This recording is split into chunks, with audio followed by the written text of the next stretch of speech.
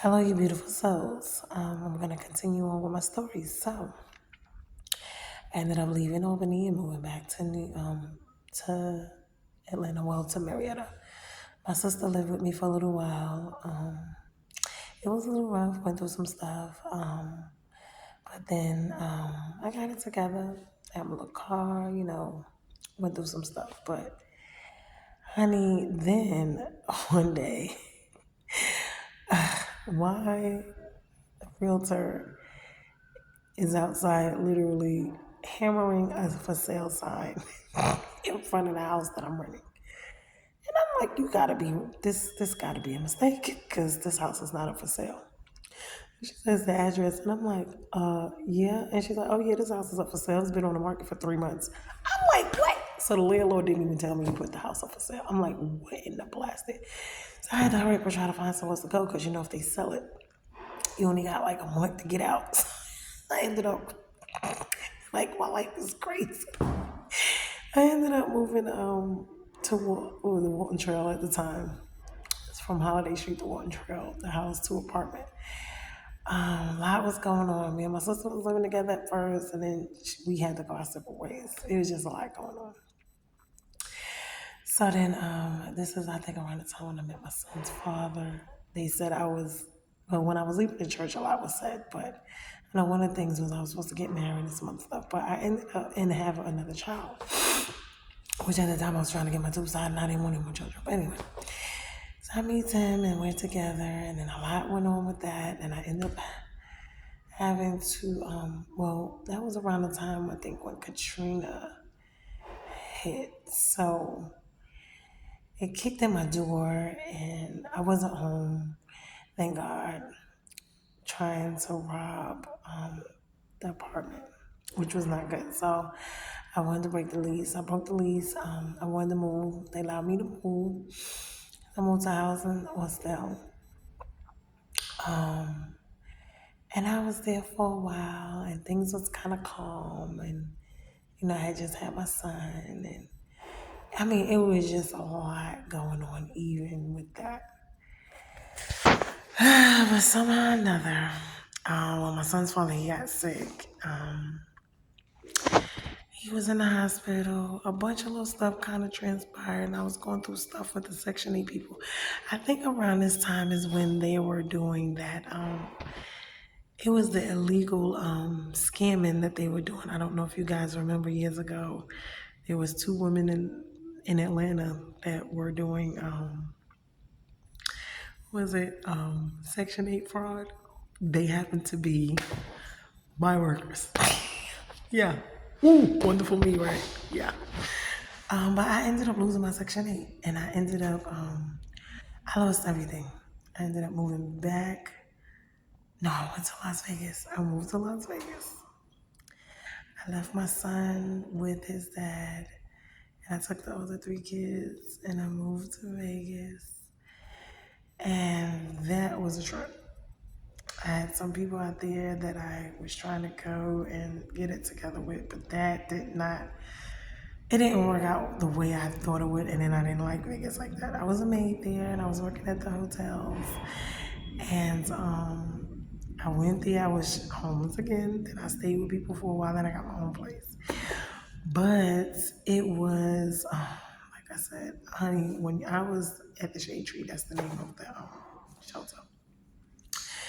Child, we were literally on what they call a skid row downtown over, I forget the name of it. But we used to literally go outside and be online for dinner and stuff. And then they had issues with me too. I had to get out of there because I was working. I had just got a job working for the Venetian, and I was a maid at the Venetian. And then they were telling me I had to pay. Oh, you see what I'm saying? Like, oh, so then I ended up going to live with some folks, and then I ended up getting my place. But I stayed there a little while. I didn't really like it. So I ended up back in New York. I had to go through the shelter all over again. It was terrible. But for me, when it was time to go, if I wasn't feeling it, like God would just tell me, like, yo, this is not for you. And Vegas was not for me. Number one, the water, you can't drink the water. I don't like their water. You can't drink the water there. Like, you just can't. And it is a nice place to go visit. But as far as living there now, I used to live in a place called Charleston Pines. It was a two-bedroom apartment.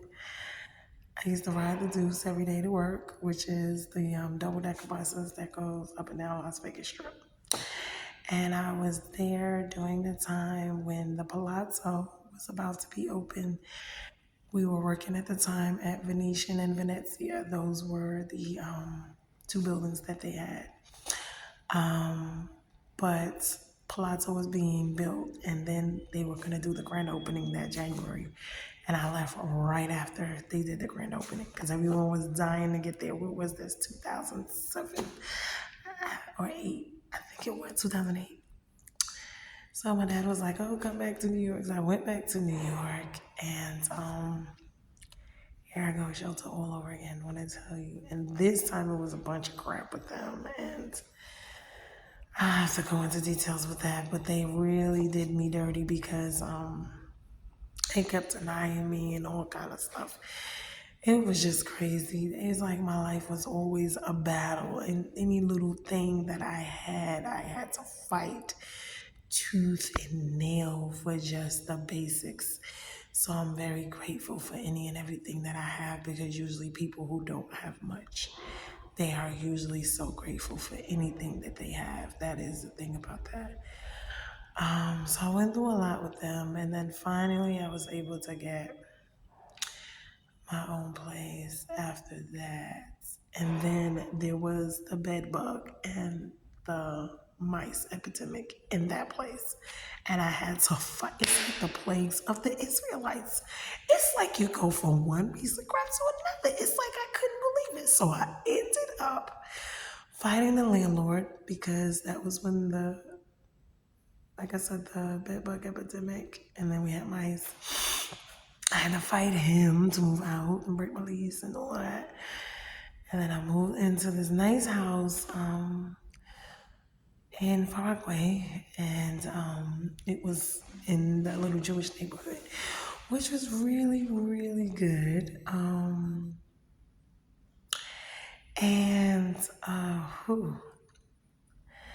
So I was there for a couple of years, and things actually kind of calmed down for me until Hurricane Irene hit, and then me and him was going at it about keeping the place up because there was a hole in the ceiling where the shingles, the stuff, the branches fell on the house, the roof, and so we were going through it about that, and then when Sandy hit, that just made it worse, and it was just a lot with him.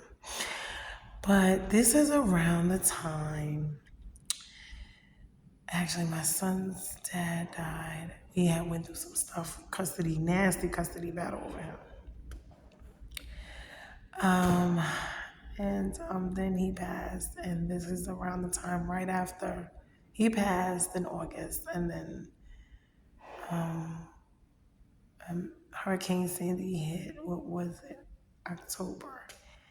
I mean, at this point, I was working, I was going to school, things were doing pretty well. I was really getting it together. And then around this is the time when I met what would become my husband, which at the time I didn't know he was going to be my husband.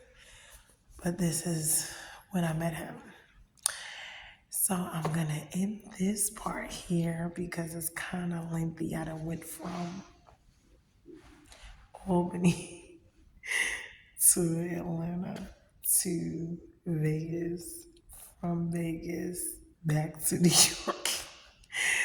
And now it's about to get a little tricky because this is where I meet my husband. So this is 2012. And honey, this is gonna be some tea. So, and it's a lot of stuff in between that I've kind of didn't go into, a lot more stuff. But if I ever get me a book deal over here, I'll go in further. But for the most part, I've covered the basics because it just seems like fighting for my kids, being homeless, with no basic necessities, struggling at work, keep jobs, keep food over our table, roof over our heads. Simple things in life was just such a struggle. Don't care if I had Section 8 or not. Like I said, because at this point I had lost my Section 8, got a program, which took me forever to get. I had to fight for that. But now that I'm there, things are going pretty good. I got a car, my kids are getting older, I'm working, I'm in school. And this is where Mr. steps in. And at the time, I did not know that Mr. was going to be Mr. So I'm going to leave this here and then I'm going to start another one that's gonna, but God, like I said, God has been with me and throughout this whole situation. And the support systems, it's just, I tell you, it's just been hard. It wasn't easy. And I guess that's why injustice bothers me. I guess seeing people homeless and with nothing bothers me. And I know God always says that those are things that you're passionate about, that you need to use. You need to help. You need to do something about, because I can feel for these people because I myself was in these positions. So it bothers me. And having a good heart is really, it can be a good thing. But as we're about to see, it can be a real doozy at times. And this is what people go through when you do have a good heart and you do want to help and you get taken advantage of. But I'm going to leave this right here. I'm going to start another one because that's going to start the next chapter. So I'm at 2012 now, I think. Yeah. Okay, so I'm going to leave it at that. I'm at 2012. And I'm about to meet what would now will become my husband, which at the time I didn't know it. All right, love you guys.